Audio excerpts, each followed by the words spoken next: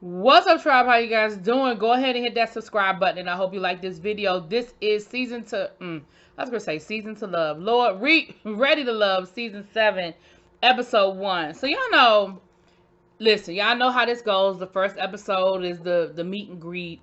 Usually at a really nice location. The people show up one at a time.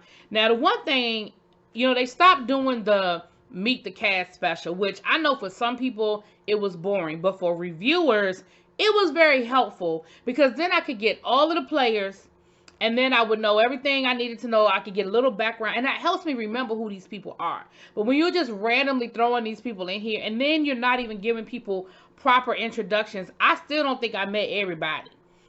So I'm going to give y'all what I had the best way I can give it to y'all, okay?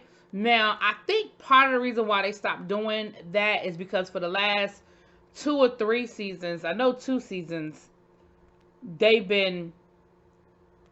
No, they didn't do it last season. But that second season in Potomac and in this season, they're bringing people in after the original meet and greet. And so I think maybe that's why they're not doing it, because then it would kind of throw that part of their little story off that, you would be like, well, wait a minute, this person was in the meet the cast, but we didn't see them on the first day. So I don't know. But the reality is y'all can only do that one time and we not catch on. We clearly know that y'all are going to add people this time again because y'all only brought 14 people and we know it's normally 20. So Tommy was like, well, we want you to be able to focus. We don't want you to have so many options. Boy, bye. Y'all going to do 20 people. You're just going to bring them in later. So you might as well just give it all to us at the beginning. But moving on. So I'm going to just go down the list of people that I have that we met, and then I'll give y'all a little bit of the conversation. So we have Andre 39, who's an entrepreneur. Y'all know I'm always leery of the entrepreneur word because entrepreneur could mean anything. Entrepreneur could mean that, you sell candles out your trunk. Entrepreneur could mean that you have a vending machine business and you're making 6 figures. An entrepreneur could mean you got a food truck, but it only got 1 wheel. Like, it could be a lot of different things for an entrepreneur. So, okay. Now, I know I ain't looking down on entrepreneurs, so please don't take that the wrong way. I'm not looking down on entrepreneurs. I'm just saying the word entrepreneur can mean a lot of things. Then we have Corvea, who is 31. She's a digital strategist. Again, I don't know what the hell that means. They get real creative with these jobs. And it's again, anybody that's working, I respect it. But I don't know what that means. But Corvea, we find out later on, she's going to be a player this season. I feel like we're going to see a lot of her. I don't know when or if she gets eliminated, but I do feel like we're going to see a lot of her. But she ends up having a couple of interesting conversations about people who live at home. She has a problem with people who don't live, not live at home, people who don't live by themselves. She feels like that's a very important a very important thing that you need to do. A very part of your growth and development. I personally don't have that big of an issue with it, especially since, there are different reasons why people don't live alone. Like, some people just don't like living alone. Some people, like me, I had somebody living in my house because I just like having somebody else here. Like, I live by myself. I enjoy living by myself. But I don't have no problem with somebody. Like, my sister lived with me before that. My nieces lived with me. So for somebody, if I met a guy and he was like, oh, you don't live by yourself? Yeah, that means there's something wrong. I don't like it. I don't prefer it. Clearly you have your preference, but your reasoning is very interesting. Then we meet Natasha, who is 37. She's an attorney. Natasha, we see later on, she's kind of, she came off very, I know I'm the everybody should want me kind of person. I don't know. I could be wrong, but that's how she kind of came off to me. Z is 42, and it says a digital producer. So she's in, I think, she's into media. She was very outgoing from the start. I picked up on Blue, Bluee. He's 40. He's a business owner. He has multiple businesses. He has a liquor store. He's got a club. He's got multiple. That's very specific. Instead of just saying he's an entrepreneur, y'all be like, he's a business owner. And we heard him actually talking about his different businesses. All right, Blue. He said he's very spontaneous. He likes to be able to, if he want to get up and just go skydiving one day, he need a woman that's down for it. Now, I'm going to be the woman that's down for standing on the ground and cheering you on. I'm going to be the one that's down for videotaping you skydiving. I don't know if I'm going to do it with you, okay? I don't know if that's my thing. So maybe me and you ain't, that wouldn't be a thing. But I would definitely cheer you on. I wouldn't be the kind of woman that'd be like, that's stupid, don't do it. Are you crazy, don't do it. I'd be like, boo, let's go. Let's get it done. And let me videotape it. That's just me. Dre is 39. Dre is a radio producer. Now, the first thing, Dre was very outgoing. Dre was talking to all the women. He was letting it be known. The one thing about Dre that was making me feel a little, I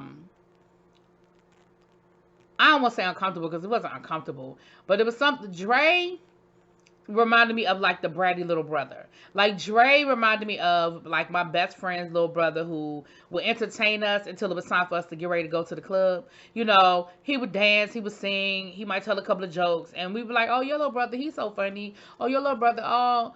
And then we would get up and we would go out. Like that's who Dre reminded me of. To say that he was 39, oh my gosh, I couldn't take that seriously. I was like, 39 where? But he seemed like a nice guy. Lyndon, he is from Jamaica and he is a part of the nightlife. So he works in clubs. So again, he needs a woman that is okay with him being a part of that nightlife, that is very trusting, him being around a lot of different women all the time. I don't know, that's a lot. Morgan is an interior designer. Marcy is a fashion designer. I like the Marcy. Marcy kind of stood out a little bit to me too. DeMario was 37. I didn't get his profession. Mercedes was 31. She's a flight attendant. Mercedes seems very outgoing. She gave us her little speech. Thank you for flying the friendly skies, and gave us a little, seatbelt open. She seems cute. Again, she stood out to me. Blake was 44. Now Blake came off very arrogant to me. Blake came off very, I know I'm the you-know-what, and you should want to be with me because I said I was the you-know-what. And in case you forgot, I am the you-know-what. Blake already has 3 children by 3 different mothers, but he is no longer interested in having children. Now, he told Natasha he didn't want any kids, but then later on, he kind of said, well, if it's the right situation in the right time, then I would be open to it. But then in his little confessional, he was like, yeah, I like my life the way it is. Like, I don't want to be planning for a college fund and retirement at the same time. I like to be able to get up and go. I don't want to worry about diapers anymore. So it sounds to me like you're very clear that you don't want children. And again, that is okay. But then you should not put yourself in a situation to date women who want children. That's just all I'm saying.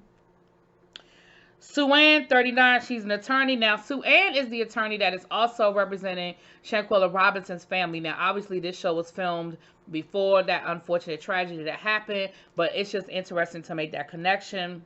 We have Jeffrey, who is 33, an executive. I wrote here that I feel like Dre was very aggressive. Then we had Tommy bring everybody together, sort of give the little speech, you're looking for love, yada, yada, yada. And he said, well, I have some people here that, been there, done that. They've been through this journey. They found love, and we think they would be a great people for y'all to talk to. And who comes out the back? Simone and Rashad. Rashid. I always want to call that man Rashad, and I know that's not his name. Rashid. Now, for those of y'all who do not know, I am biased because I absolutely love them as a couple. I did attend their engagement party / viewing party for this, which is part of the reason why this review is so late. It's been a busy couple of weeks. But they were brought on, and they looked beautiful, and they were there to talk to the couples and say, and they asked them some good questions about what the process was like and finding love and dating through this process. Because remember, they did not immediately connect on the show. There were sparks on the show, but Simone was sort of eliminated before Rashid could fully explore how he felt about her. And so they sort of, they've been living in the same city, child. They reconnected outside the show, and now they're engaged to be married. And speaking of engagements, their formal proposal happened on the show. Now, I didn't even know that. I thought he proposed to her. Now, they have their own YouTube channel. Y'all check them out. It's called Ages, AGES, and Stages, STAGES, on YouTube, where they've posted footage of their engagement party. So when I was like, so was this just redone for the show? No, if you pay attention to the dress she has on the party, at the engagement party, it's the same. They have on the same outfit. So what happened was they filmed this for Ready to Love, and of course they couldn't say anything. They couldn't tell anybody that they filmed on Ready to Love, and they certainly couldn't tell anybody that he proposed to her because that was like the moment of the episode. But they did put up the fact that they were engaged and that you saw the party. And I remember her saying he flew all my family in, and now it makes sense because I was like, girl, your family don't live in Texas with you? But it makes sense. They were in Miami because they were filming for the show. So now it makes sense that he flew her family into Miami so that they could formally celebrate right after the engagement. So congratulations to them. It was definitely a moment. It was definitely a great moment of the show. And for anybody that's saying that it was fake, it was not. Even Tommy did not know that that was going to happen. Rashid had talked to the big producers, and they knew what was going to happen, but Tommy did not know. So when you see Tommy's reaction, it is genuine. When you see Simone's reaction, it is genuine. And I'm done. Okay, so we go through the rigmarole. Like I said, there, conversations. Blake wasn't really feeling Natasha. A couple of the ladies weren't really feeling Blake. A lot of the guys were saying Z was giving homegirl vibes. And we had this conversation on Sabrina's panel on Tuesday night. Sabrina is called Miss Sabrina Soul. She's, she was on Ready to Love season 5, the first DC season. We talked about this on the panel, and we think that maybe because Z kept giving this whole I'm an alpha female energy, and a lot of times, again, nobody is saying don't be who you are. Like, nobody's saying that. But it can give off homegirl vibes. I know that has been my experience. A lot of times guys are like, oh, yeah, we really want a girl that likes sports. We really want a girl that can hang with the homies. We really da-da-da-da. And then you're a little too homey, and it's a thin line. And so that's not to say that you can't be that person, but leading with that, it can maybe sometimes make people put you in a box. And so I feel like maybe leading with I'm an alpha male, alpha female may have unconsciously put her in a box with the rest of the guys. Anyway, so at the bottom for the girls was Z and Natasha. Now, I don't know why Natasha got, because I feel like Natasha, we don't see everything, but I feel like Natasha only had a bad conversation with Blake. I feel like she was talking to but the other guy said that she felt like she was a little all over the place and a little flighty, didn't quite know what she wanted. And so they put her at the bottom. Ultimately, though, Natasha was the one that went home. I don't know. I thought that was interesting. I don't know. I think Natasha had a lot more to give us, but we will see. We will see. In the bottom for the guys was Dre and Blake. And again, I understand why both of them went in the bottom. I feel like Blake was kind of turning the ladies off. Very, again, with the arrogance and the kids question. And then, of course, I told y'all, Dre was just all over the place. And he was really coming off as, like I said, young and like my little brother. Like, I don't know. I was just getting little brother vibes off of him. And ultimately, Dre went home. So we will see how this continues to go. Like I said, we know they're going to bring more people in as it progresses. We know we're going to bring more people in, but that's what the first episode was giving. Let me know what y'all think. I will talk to y'all later. Peace.